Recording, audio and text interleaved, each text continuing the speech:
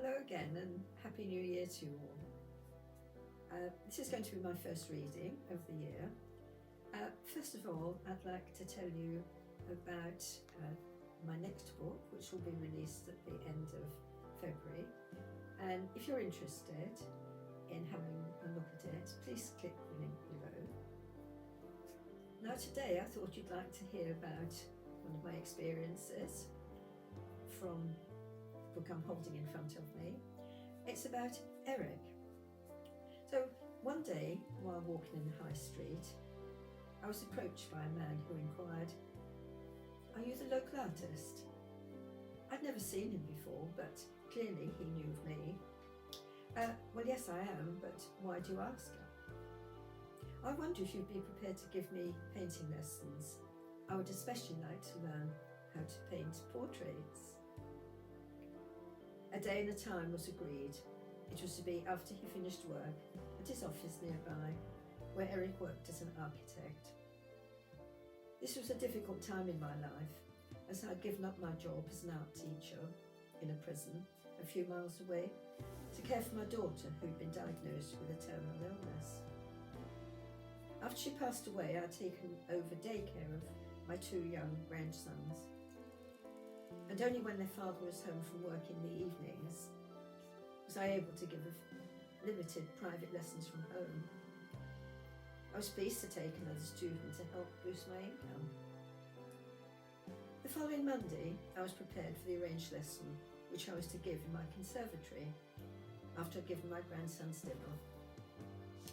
When Eric arrived, I'd already decided that it was not a good idea for him to plunge straight into oil-painted portraits.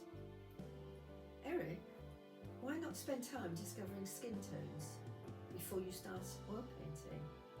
I think you'll enjoy experimenting with pastels first. You can easily remove them by rubbing out if you're not happy with the colours. They're less daunting and a sympathetic medium." At the end of the hour-long session, I was impressed at how quickly he produced some excellent skin tones, even though I had only given him a summary demonstration beforehand. "I rather like these pastels," was Eric's first comment. "Okay, why not try out your first portrait in pastels then?" He agreed, asking, "What material should I bring along for next week, June?" "Don't worry, it'll just be a taster, so no need to buy new materials. So in case you find you're not keen after all, and you may like to paint in oils instead." One of the things that never fails to excite me is when at the end of the first lesson, my student is enthusiastic and believes that it's opened the door into a fascinating new discovery and can't wait for the next stage of the journey. I wasn't surprised when Eric arrived early for his lesson the following week. I'd laid pastels early for his... sorry about that. I'd laid pastels and paper out on the table in readiness for his first subject of a young girl. It was a subtle picture with delicate facial shadows and blonde hair tied in a ponytail with a blue ribbon. I asked him to select colours from the pastels which he would use for the portrait and to set them aside. He clearly showed a strong sense of colour and was enjoying selecting the appropriate skin tones. He settled down to sketch in a light charcoal drawing of a young girl, and when satisfied, began tentatively placing colour on the face. He needed only a little monitoring, he was a natural.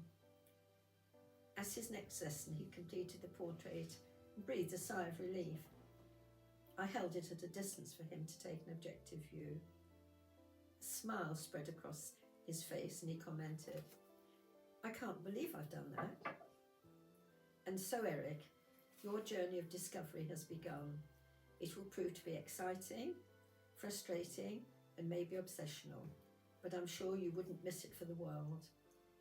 It will open your eyes to the wonder of all that's around you and enable you to see things everywhere with new eyes, as though through the eyes of a child.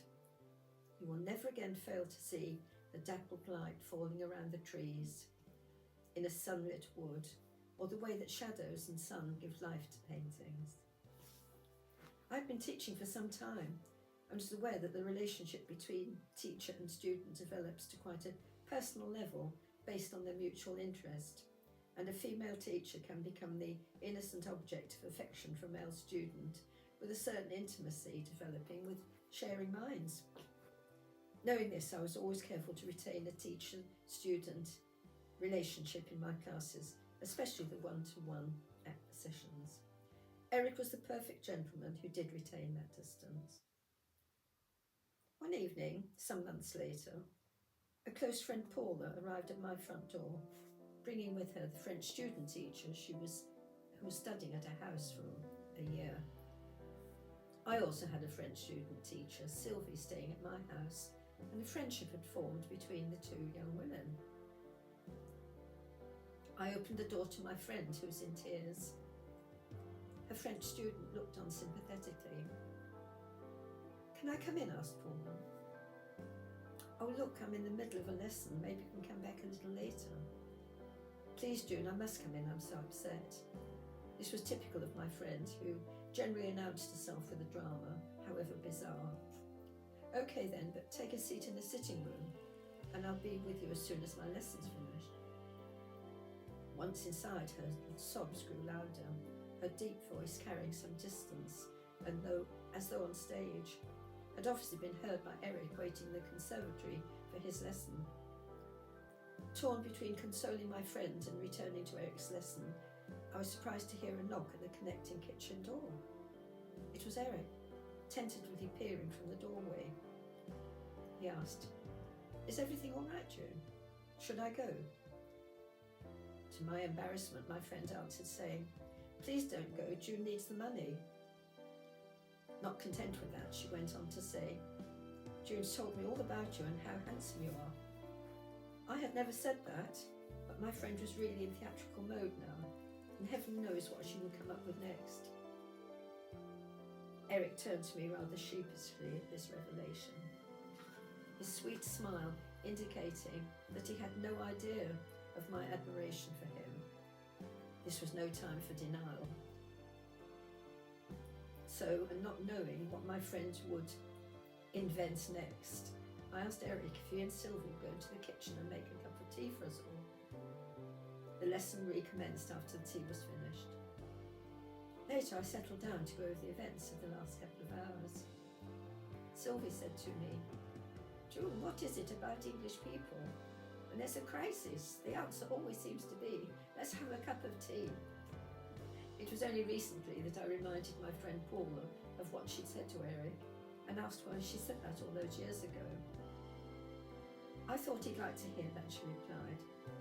Despite Paula's personal comment to Eric, which could have complicated the student-teacher relationship, Eric remained the perfect gentleman. Thank you for joining me. I do hope you enjoyed that. And please join me next week for the next reading. Thank you.